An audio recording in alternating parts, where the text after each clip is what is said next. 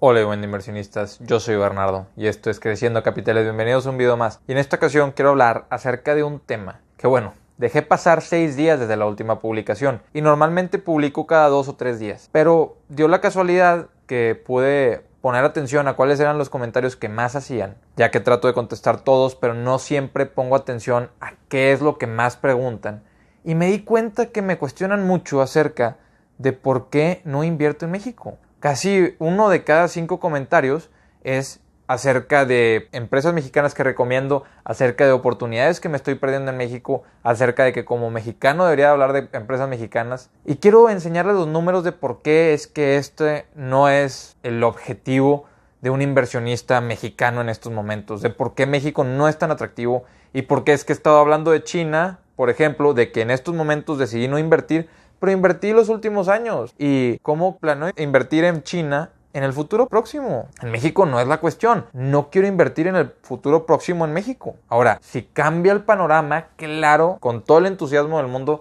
invertiría en México. Mucho más contento que en Estados Unidos o en China o en Europa. Pero cuando vemos los números, cuando vemos lo que está pasando, nos damos cuenta de que no es una buena oportunidad en estos momentos. De que lleva años sin ser una buena oportunidad y los últimos 2 años todo ha empeorado para los inversionistas. Cómo la incertidumbre aumenta después de que cancelas la construcción de un aeropuerto. Cómo después de que vas y cancelas un proyecto de una cervecera global que iba al 70% de avance, lo pones a votación para cancelar el proyecto. Una construcción de $1,200 millones, al 70% de avance, cancelada, de una de las empresas más grandes internacionalmente, una cervecera muy reconocida, Constellation Brands, que inclusive he hablado de ella en este programa, que inclusive yo tuve en mi portafolio por más de un año, por año y medio. Este no es un medio político, no son opiniones acerca de política, no me interesa escuchar acerca de eso, no me gusta debatir acerca de eso,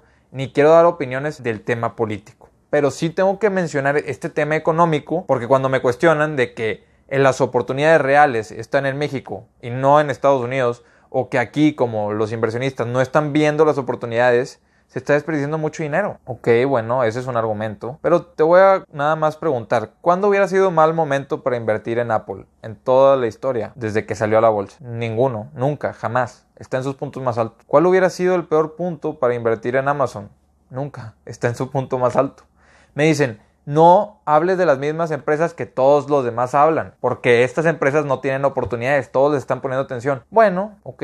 Tesla es una de las empresas más habladas en toda la bolsa, más habladas en todo el mundo. Subió 8 veces su valor en un año. Estás hablando de 8 veces, no 8%, 8 veces en un año. No hay empresas que hagan esto comúnmente. Es muy difícil verlo, muy difícil que suceda. Sucedió con AMD, la procesadora de chips, la creadora de chips, por ejemplo. Tuvo una racha, un boom, pero por muchos años estuvo en un rango de precio. Y estas oportunidades son las que es difícil encontrar en México.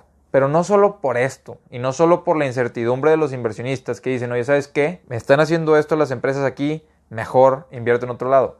Pasa también, por ejemplo, en California. En California tienes los impuestos más altos de Estados Unidos casi. Es uno de los lugares donde más impuestos le cobran a cada persona física, pero también a las empresas. Y después le cierras, por ejemplo, a Elon Musk, que está moviendo o está planeando mover a las oficinas centrales de Tesla de California a Texas. Es lo mismo que en México. Hay estados en Estados Unidos en los que prefieres no invertir, en los que prefieres no tener tu empresa, no desarrollar tus actividades económicas porque la política económica no te favorece. Entonces vemos que en California le cerraron la fábrica de carros a Elon Musk y después de cierto tiempo Elon ya estaba hasta demandando al condado de que no lo dejaban abrir la fábrica, de que ellos iban a utilizar las medidas que fueran necesarias, de que iban a tener la distancia, de que la fábrica es casi un 80% automática, no deberían de tener problemas de salud y no los dejaron. Entonces amenazó con irse a Texas. Pero ya se va a hacer, parece que ya se tomó la decisión. Y esto es lo mismo que pasa en México. Muchos proyectos que se iban a desarrollar en México, en el momento que bajan las tasas de impuestos en Estados Unidos, pues deciden irse a Estados Unidos.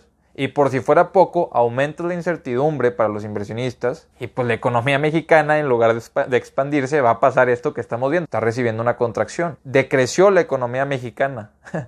antes de este tema de salud que estamos viendo este año. Y ahora con este tema, pues bueno, vamos a ver qué va a pasar. Pero esto no quiere decir que sea la razón por la cual no invierto en México. Esto quiere decir que es una incertidumbre mucho mayor para cualquier inversionista. Una economía en la que prefieres no ser parte desde un principio. Ahora, nadie puede negar que en México se pueden hacer negocios y se pueden hacer muy buenos negocios.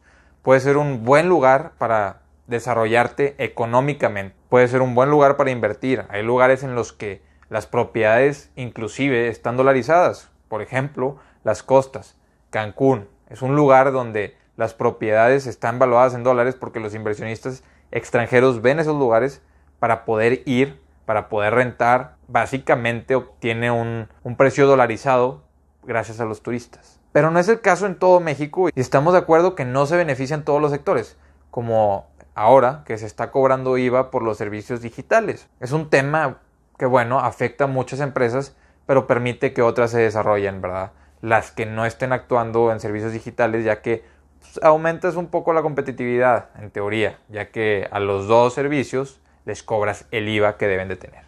Pero fuera de ya temas económicos, vamos a ver literal los temas monetarios, los temas de la bolsa específicamente. Y es que el IPC, que es el índice, el S&P 500 de México, considera las empresas más grandes en México, en 10 años está en el mismo punto. Y vean esta gráfica.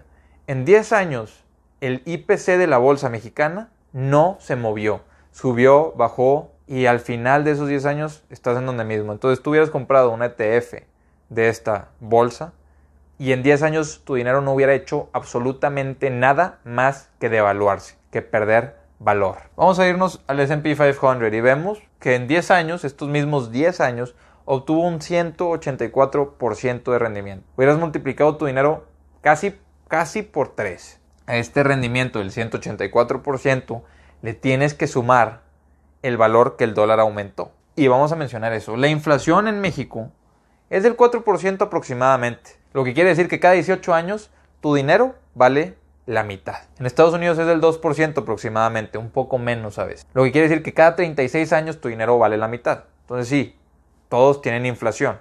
Me preocuparía si hubiera deflación. Pero que sea del 4% es elevada. Esto quiere decir que tú, cada vez que vayas al súper, por cada vez que hoy te cueste 1,000 pesos, en 18 años te va a costar 2,000 pesos. En Estados Unidos va a tardar 36 años en que eso pase. En el caso de comprar bienes como automóviles, como casas, inclusive es peor. Si tú quieres comprar hoy, dices, mi meta es comprar una casa de 1,000,000 de pesos. Ok, esa casa en 18 años te va a costar más de 2 millones de pesos. Porque también se aprecia el valor del terreno. Pero en el ejemplo del carro es más parecido al de la casa. Porque bueno, producir un carro requiere muchos costos de materiales que están dolarizados. Para tú comprar esos materiales tienes que pagarlos en dólares. Lo que quiere decir que el costo no solo va a aumentar lo de la inflación, sino que más el costo que haya subido el dólar. Por lo cual vemos que un carro, por ejemplo, sube en su valor cada año 4.65%. Lo que quiere decir que al final de 16 años el carro que tú te quieres comprar hoy, ese mismo modelo nuevo, te va a costar el doble en 16 años. Entonces si tu meta es, ok, me quiero comprar ese carro en 10 años con tanto, bueno, vas a ocupar mucho más dinero del que ocupas hoy. Vamos a hablar de la devaluación del peso. Y es que en el 2010 tú necesitabas 13.08 pesos para comprar un dólar. Hoy necesitas, lo cerré en 22 pesos para comprar un dólar. Esto es un cambio en 10 años de 68%. Estás hablando de que tu moneda no solo se ve afectada por la inflación, se ve afectada por la devaluación que tiene contra otras monedas. Aquí está, 68% en 10 años. Si hubieras metido tu dinero al IPC esos 10 años y valdría lo mismo, hoy te alcanzaría 68% menos dólares. Pero no importa porque vamos a suponer que lo hubieras metido a CETES, ya que CETES, bueno, ofrece tasas que te protegen de la inflación, ¿no? Que te dan rendimientos por encima de la inflación. Y bueno, lo que hubiera pasado es que si tú hubieras metido esos 13.08 pesos a CETES, esos 10 años, hoy serían nada menos que 22.76. ¿Se te hace conocido este número? Sí, qué raro. Es lo mismo que subió el dólar. Entonces, si yo metí mi dinero a CETES hace 10 años, hoy me alcanza la misma cantidad de dólares, ¿verdad? Fue buena, protegí mi dinero. tienes toda la razón. El único pequeño detalle es que el dólar también sufre inflación.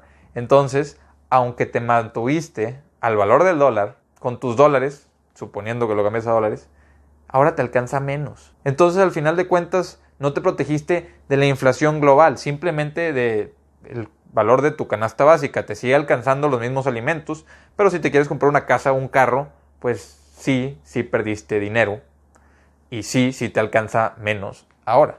Pero esto no quiere decir que vaya a durar para siempre. Posiblemente México vaya a empezar a crecer. Posiblemente México vaya a fortalecer su economía, a atraer más inversionistas extranjeros y generar el atractivo que nosotros como inversionistas necesitamos para poder invertir en nuestro propio país.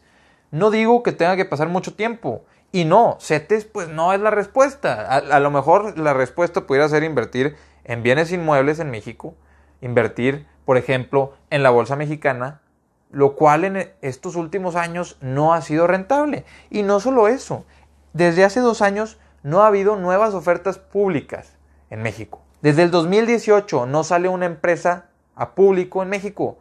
En Estados Unidos todo el tiempo están saliendo nuevas empresas a IPO, a ofrecimientos públicos, se hacen públicas por primera vez. Todo el tiempo. Y aquí en México ya van 2 años que ni una sola empresa se anima a hacerse pública. ¿Cuál es el problema? ¿Cuáles son los incentivos que no estamos dando para que estas empresas se quieran hacer públicas? ¿O qué está pasando? A lo mejor no están creciendo al tamaño que requieren para ser públicas. No sabemos qué es lo que falta. Ahora, no solo es importante que sean públicas, no solo es importante que estén en el IPC, que sean las más grandes. No. Nada que ver. Lo importante es que tengan innovación, lo importante es que tengan crecimiento y lo importante es que tengan un equipo directivo que sepa vender lo que la empresa es y lo que la empresa vale. Y esto lo hemos visto, por ejemplo, con empresas como Tesla. Oye, no era rentable, pero Elon Musk, el director, sabe vender perfectamente bien lo que es su empresa y hacia dónde van. ¿Qué están expandiendo? ¿Qué están creando? A muchos de ustedes les gusta Nvidia, les gusta AMD.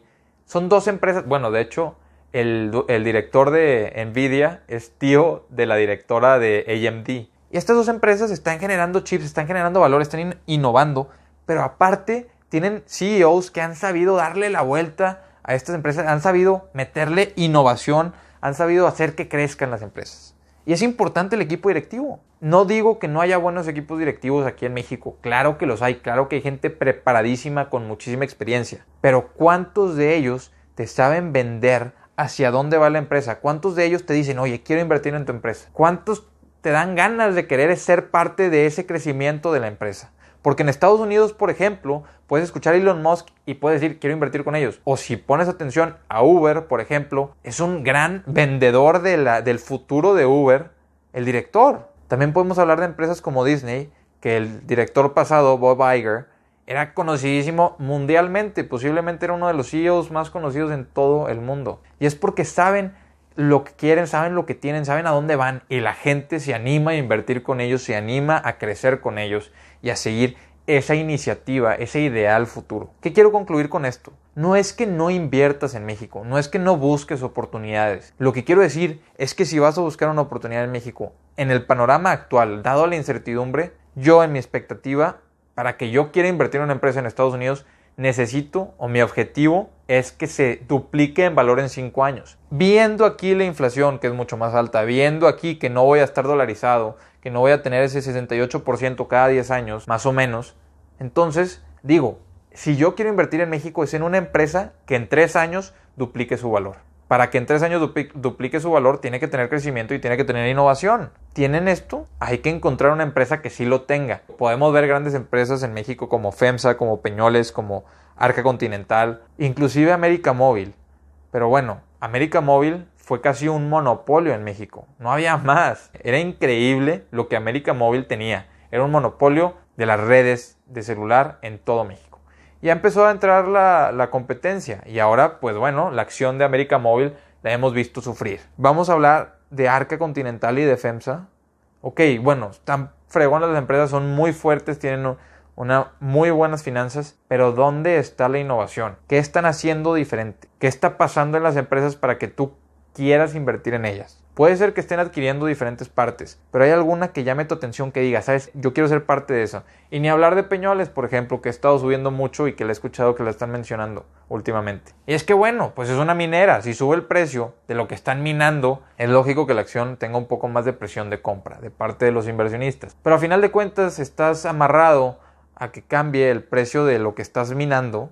Claro, pues dado que no tienes innovación, dado que no hay un valor agregado, estás basándote en el valor del metal. Ahora, si quieres diversificar e invertir en México y decir, oye, no ha crecido en los últimos 10 años, pero yo le veo un crecimiento en los próximos 10 años, está perfecto, está muy bien, es una gran opción.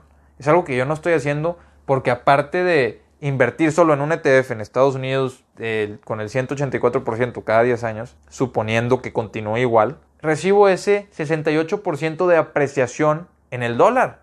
Entonces, cuando cambias el dinero a México, obtienes esa doble ganancia. No solo el 8% anual de rendimiento en el S&P, sino que esa ganancia hacia el peso, esa devaluación que no estás sufriendo tú. Y bueno, podemos concluir que México, claro que tiene oportunidades a futuro, claro que va a tener muchísimas cosas atractivas en las que podamos invertir a futuro, pero en estos momentos, ya con gastar nuestro dinero aquí, con ganar nuestro dinero aquí, con desarrollar nuestras actividades económicas en México, estamos aportando a la economía del país. Tener nuestras inversiones diversificadas y también incluir a Estados Unidos en la bolsa, invertir en empresas individuales en Estados Unidos o en ETFs, nos deja diversificarnos, nos deja aumentar nuestro valor personal y seguir apoyando la economía mexicana, ya que estamos invirtiendo por fuera y esas inversiones, como quiera, al final de cuentas posiblemente las gastemos aquí en México cuando obtengamos ese retorno que queremos o cuando decidamos retirar nuestra inversión simplemente. Entonces no tengas miedo de salirte, no tengas miedo de invertir